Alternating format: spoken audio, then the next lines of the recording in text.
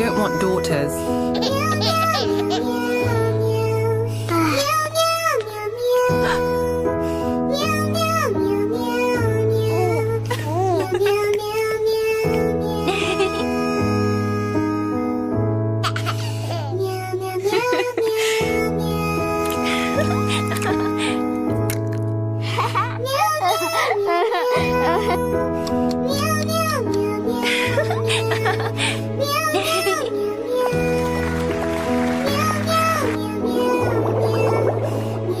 My kids, I finally found you.